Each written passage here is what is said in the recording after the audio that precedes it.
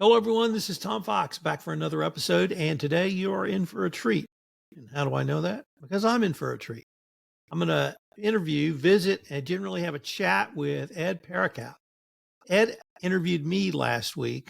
And frankly, I found his story so intriguing. I asked him if I could interview him. So he graciously agreed to. And with that incredibly long winded introduction, Ed, first of all, welcome to the podcast.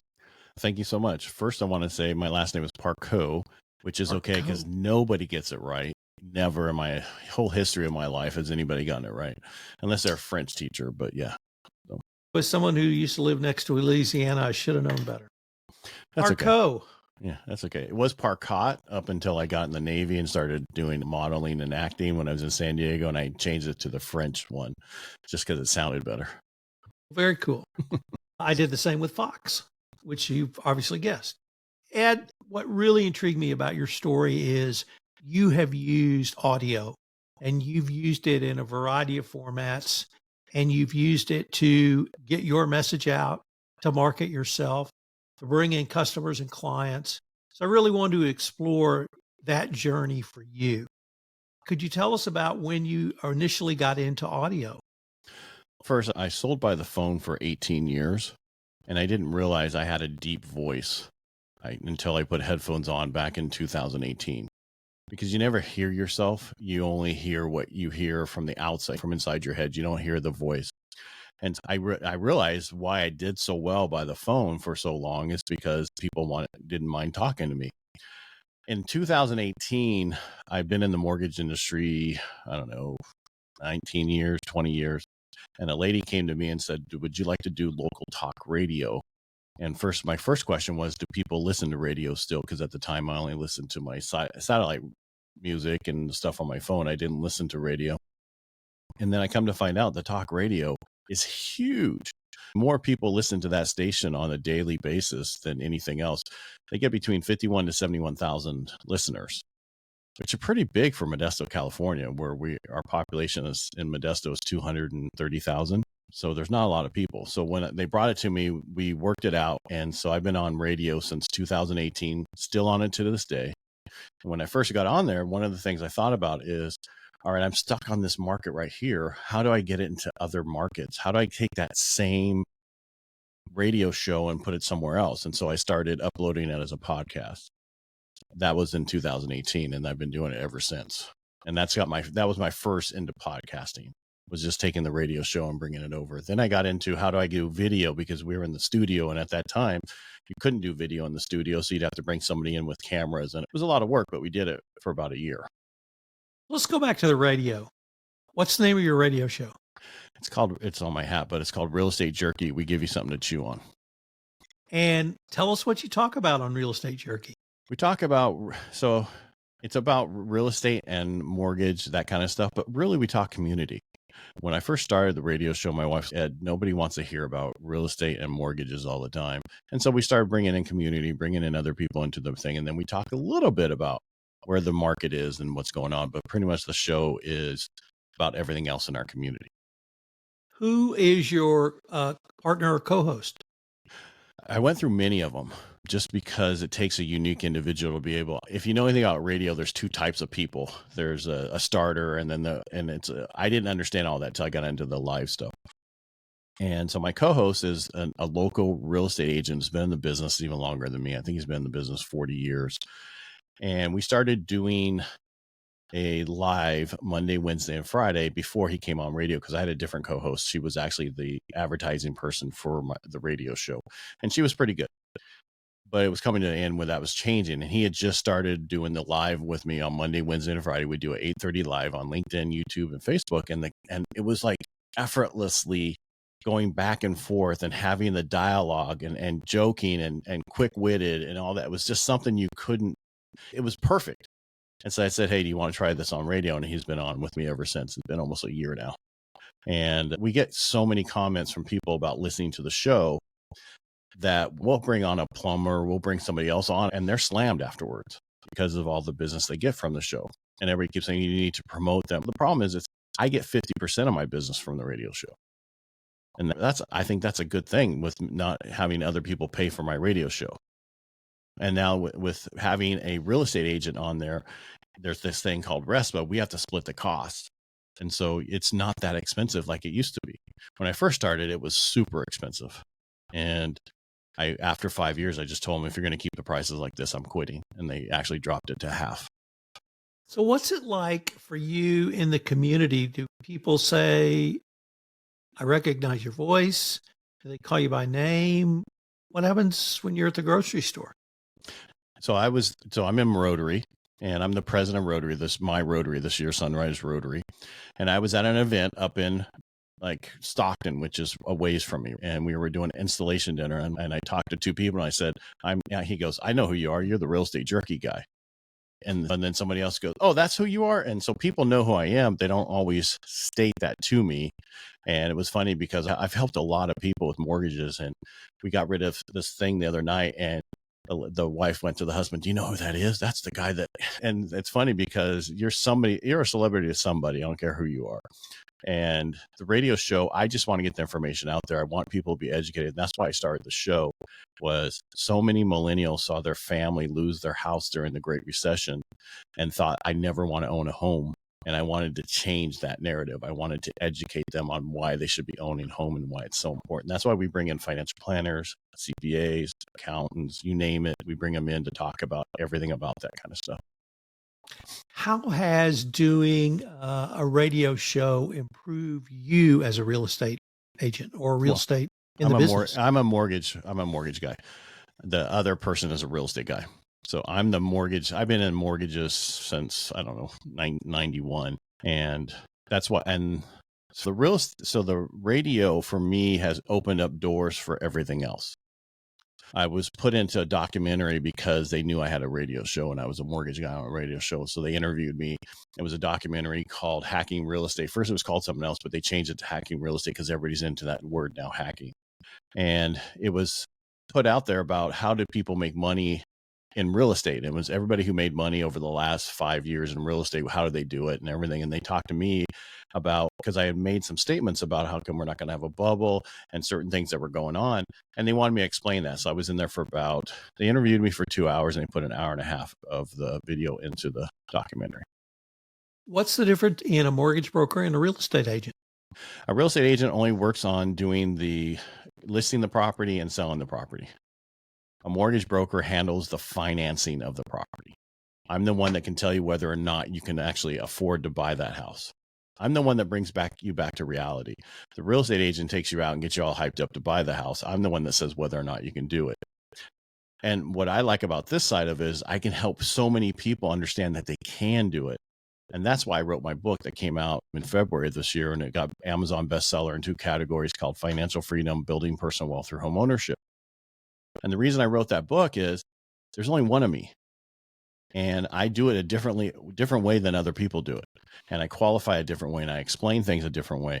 And I can't teach it the way I want to teach it to other loan officers, other people. So I thought if I put in a book, you could read my book, understand how everything should be. So if you went to somebody wherever else in the United States, you'd be able to understand what they should be telling you. And so all these 3 things that I've done that I've just spoke about, and I didn't really understand it at the time, but I was to be the authority in my industry. My limited work with mortgage brokers, the best ones had a very, I don't want to say large vision, but they had a very big picture of the market. And they could explain to me where the market where it was, where it might be going, and where I might best slot into that. Is that a fair characterization of some of the things you do? Yeah, very much. All I'm doing is talking now. From my radio show, I do 10 lives a week regarding real estate and what's going on in the market. So I do a Monday through Friday. This is like when we talked and you said you should do a daily podcast. So we do Monday through Friday, which is a live that we turn into a podcast, and we talk about what's going on in the market. And today, my co-host who wasn't here, but I talked about how if you look at the inventory nationwide, right now we only have 552,000 homes on the full market through the whole United States, which is normally about 1.2 million. So there's no way to have a bubble if you don't have the inventory.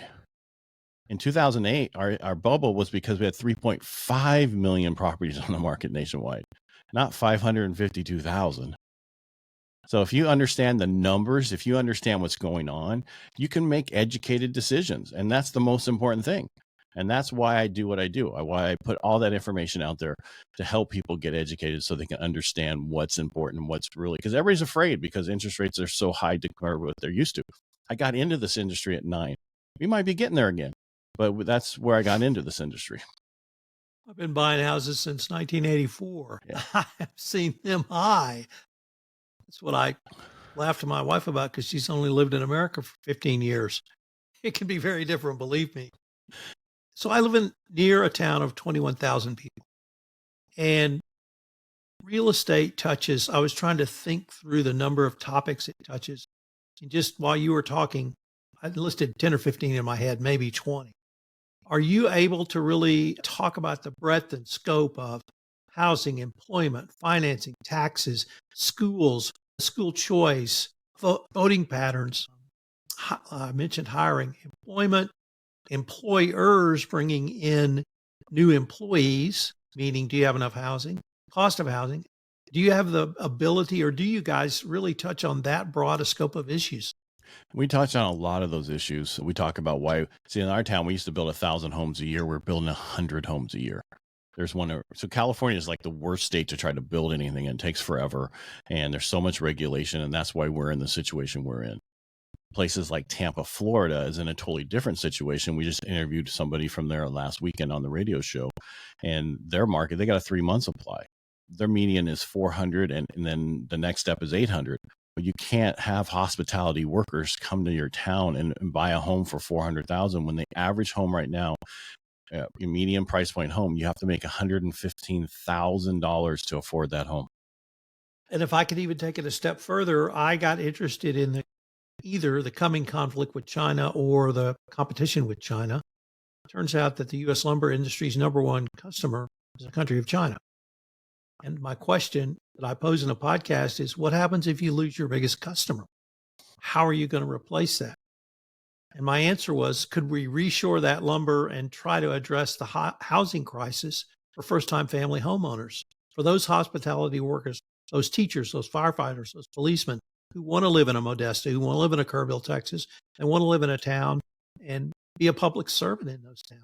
Are there ways we can have that discussion, or is it just too political? I don't shy away from political things. That's why I'm on talk radio. I'm at the point where I think most of us are in the middle. We just have the fringes on the outside that are the loudest, and that's what we hear and we run away from. But back to the subject. So in California, we had $300 million to help people buy a home, right? They give them up to 20% down.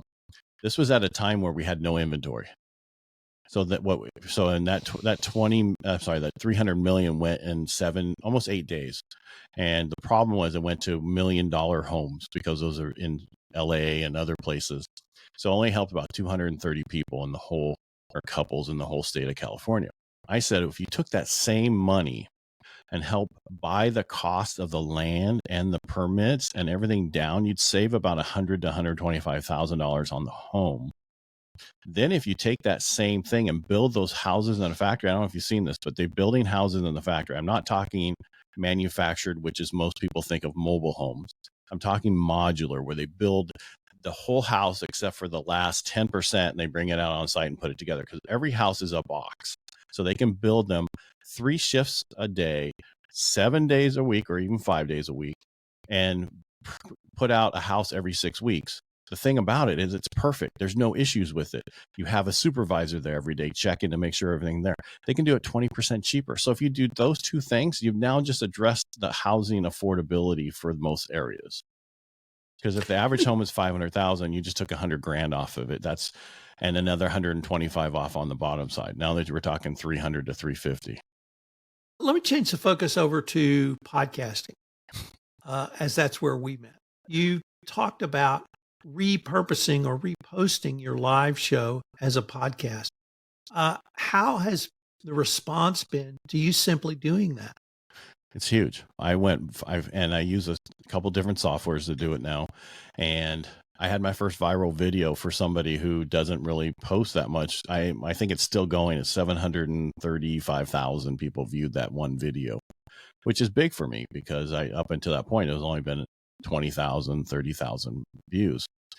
I think the most important thing to do when you're repurposing your content is, especially even a podcast, you definitely want to put it on YouTube, but you want to cut it up to where you have 3 and 5 minute segments. But the most important thing also to do is cut like 3 shorts and have 3 shorts, at least 2 different other segments of your podcast so people can go to it real quick.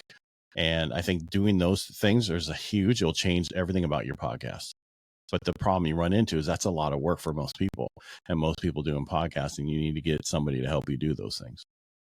Well, you also shared with me a great shortcut to help you do that. You want to talk about that? I just wish I had my affiliate link with me. Anyway, when's this airing?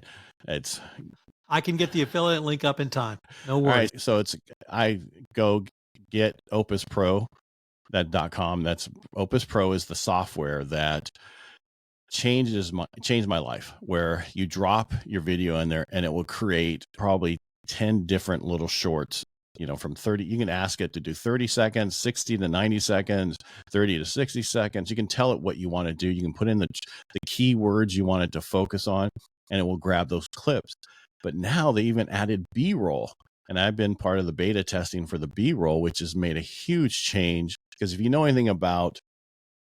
listen to everything about YouTube and everything about certain things, is when people are watching this, they need to have that pattern interruption, so that you watch where they stop watching your video at. You put a pattern interruption in there, and it's amazing how they stay till the end. And everything's about 100% view or 90% view or 120 some. That's how your stuff goes viral, is because of those views. And the B-roll makes a huge change. I watched it take a normal video of mine that I normally get 300 to 500 views to go up to 5,000. What's a B-roll? B-roll is just additional, like you watch a video and they're saying, and then today we're talking about money, and all of a sudden there's a screen about money, and it's going across the money, and then it goes back to the viewer, the person that was talking.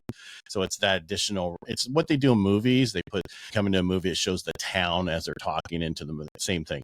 It just adds extra video inside of it to add that little pattern interruption. And it's starting to do really well. Could you talk to us about your video experience? Overall, I never had any until I learned it all myself. So. All right. Tell us about from there forward. So basically, one of the things I wanted, I had somebody handling all my social media for a year. It was a lot of money. And I got a lot more. So on my Instagram, I think I'm at 22,000.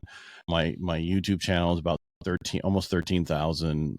My TikTok's at 15,000. But when somebody else was doing it, I was probably half of that. And I took it away from them in October of 22. I didn't even look at any of my social media stuff or do any posting except for my lives for almost the next year. I've only been posting for the last 60 days using the software and the technology that I found. And the reason I'm doing it is I have my degrees in marketing, bachelor's in marketing and master's in marketing. And I used to do all the marketing for all my companies, and then we direct mail everything. So I'm like, I know what people want. I know on TikTok, it's about how do you put this nicely, pissing people off, basically. The same reason to get them to call on the radio show live. They want to make a statement. It's the same thing on TikTok. They want to make a statement how bad you are, how horrible you are, whatever. That's okay. Bad engagement is the same as good engagement. Any engagement works to get your numbers up. So I started going through and seeing what worked. And that's how I learned everything about video. I can take really good pictures with cameras, and I've had many different webcams, but now I use only DSLRs because it makes you look better and it blurs out your background.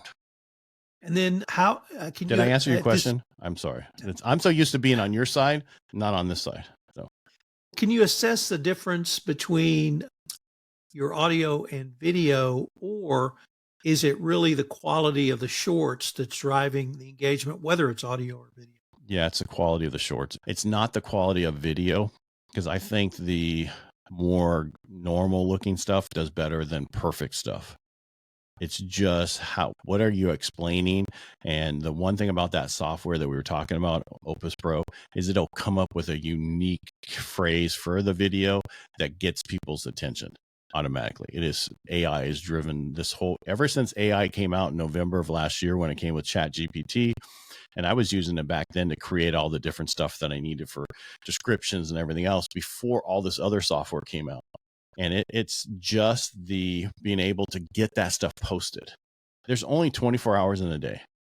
And you need a huge team. I had a huge team doing this. I took it over and I don't have that huge team, but the reason I'm doing it is because I'm going to hand it off eventually and I'm going to tell them this is exactly what I'm looking for and this is exactly what it needs to be. I'll still be involved with it, just not doing the little bit.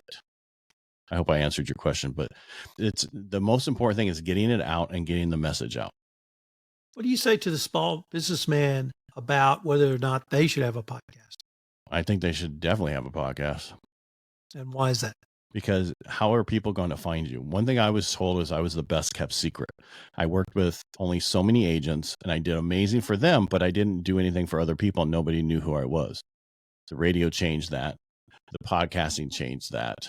And now, and on top of it, I can talk to people all over the world and have conversations with them and then learn from them. It's like going to a mastermind or something else. You get to interview people and understand things about them. And also you get little information that you can use in your business and then you can promote your business. It's a win for everybody. And the other thing you could do, because I was telling this to a trade organization lady, I'm like, this is what you should do. You should come take a promotion on our radio show. And she comes in and talks about how they get the people from high school into trades because we're so short on trades. It's ridiculous. Everybody's retiring or at that age or getting ready to, and we need more. I'm like, what you can do is have one of your people in your organization that you sponsor the different types of trades, have them come in and talk each week about different things. And that would promote their business plus help promote you. There's so much you can do. Engage your customers to come on your podcast. There's a lot of stuff you can do to get people involved. Let me go back to housing. Because that's something we talk about, think about in my little town literally every day. We sleep in it. We sleep in it. It touches everything. Real estate touches everything. And because I was going to do a 5-day-a-week radio show, and they're like, we don't want you to talk about real estate. I'm like, you don't understand. Everything's about real estate. And I look at my daughter or her friends in their mid-20s and ask, when are they going to be able to buy a house? And I talked about the school teachers. My mother was a school teacher for 35 years. Her top salary was $36,000. That was her top. How are we going to get those people in housing? And so it's something that in Texas, we talk about all the time. And I guess now talking to you, everybody talks about it all the time. Are there discussions of ways to make improvements? You gave us 2 just from the state of California. Are these ongoing discussions?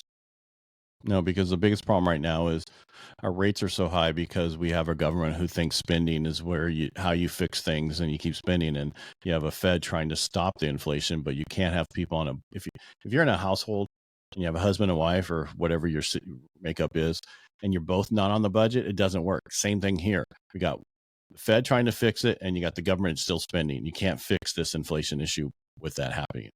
So nobody's focused on it right now. They're just focused on everything else and all the services. But you're in Texas, is what you said, right? Yeah. The problem with Texas, and this is not negative, is if you own an investment property, whatever your value of your home goes up each year, that's what you have to pay taxes, right? That taxes increase to that. Where California, we're at 3% of that. Max. Prop 13. You guys are max 10% on your primary residence a year. So your taxes double every 10 years. If you own residential, your stuff, every time the value goes up and these damn Californians and other people come in and raise the prices, you get to a point where you're priced out of the market and you can't afford your home when you retire. That's the problem with Texas. That's what you need to fix in Texas is you need to get a Prop 13 in to where they can't raise the taxes like that. So I remember Prop 13 campaign, Howard Jarvis. Tell everybody what Prop 13 was and what it is today. What it is today for us, because in the 70s, I didn't really know what was going on because I was real young, but it was to protect people from property taxes going up, and the max, whatever your value of your house goes up, they can only tax you 3% of that a year to protect people from, and I look at it as protects people from being priced out of their house. State of California hates it because there's all these properties in Malibu that were from the 50s and 40s actors and 50s actors and 60s actors who had those houses, and they've been passing on to their generations to their kids, and the taxes haven't went up on them. And that's what they don't like. But it protects us so that we don't have to worry about being priced out of our home because of our taxes. So if we pay off our house, the taxes doesn't jack up so much that we can't afford a home anymore. Does the tax rate change as the house is sold?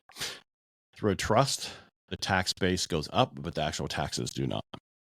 And if it's a sold to an arm's length buyer, such as you to me, then it goes up. Yeah.